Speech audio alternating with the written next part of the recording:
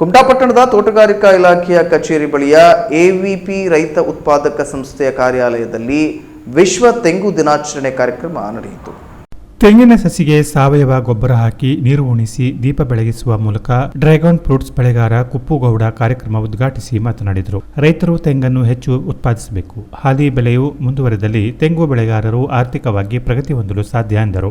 ನಿವೃತ್ತ ಸಹಾಯಕ ಕೃಷಿ ನಿರ್ದೇಶಕ ಎಸ್.ವಿ. ಹೆಗಡೆ ಮಾತನಾಡಿ, ಕರಾವಳಿ ಪ್ರದೇಶದಲ್ಲಿ ತೆಂಗು ಬೆಳೆಗೆ ಸಾವಯವ ಗೊಬ್ಬರದ ಜೊತೆಯಲ್ಲಿ ಮುಖ್ಯ ಪೋಷಕಾಂಶವಾದ ಪೊಟ್ಯಾಷ್ ಹಾಗೂ ಬೋರಕ್ಸ್, ಮೆಗ್ನೀಷಿಯಂ ಸಲ್ಫೇಟ್, ಜಿಂಕ್ ಕೃಷಿ ಸುಣ್ಣಗಳು ತೆಂಗಿನ ಬೆಳೆಗೆ ಅವಶ್ಯಕತೆ ಎಂದರು.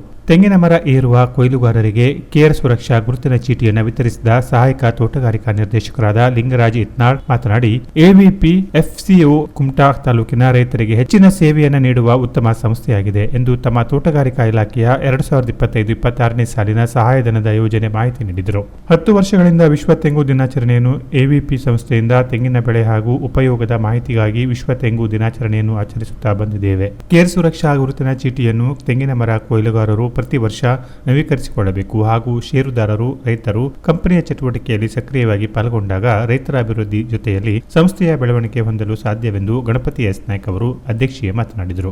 ಜಿಲ್ಲೆಯ ತೆಂಗಿನ ಮರ ಏರುವ 410 ಕೊಯ್ಲುಗಾರರು ಕೇರ್ ಸುರಕ್ಷಾ ವಿಮಾ ಪಾಲಿಸಿಯನ್ನ ತಮ್ಮ ಸಂಸ್ಥೆಯ ಮೂಲಕ ಇಂದು 15 ಕೊಯ್ಲುಗಾರರಿಗೆ ಕಾರ್ಡ್ ಅನ್ನು ಪಡೆದರು. ಕಾರ್ಯಕ್ರಮದಲ್ಲಿ ಸಂಸ್ಥೆಯ ನಿರ್ದೇಶಕರಾದ ಕೃಷ್ಣ ನಾಯ್ಕ್, ಈಶ್ವರ ಎಂ ಕೋಡಿಯಾ, ಸಿಎಂ ಪಟಗಾರ್ ಉಪಸ್ಥಿತರಿದ್ದರು. ರೈತರಾದ ಡಿಕೆ ಹೆಗಡೆ, ಸುರೇಶ್ ಭಟ್, ಸದಾನಂದ ಪಟಗಾರ್, ಶಂಕರ್ ಗೌಡ ಇದ್ದರು. ಸಂಸ್ಥೆಯ ಎಚ್ ಶಿವರಾಮ್ ಸ್ವಾಗತಿಸಿ ನಿರೂಪಿಸಿದರು, ಪ್ರತಿಭಾ ವಂದಿಸಿದರು. Canara plus news, Kumta.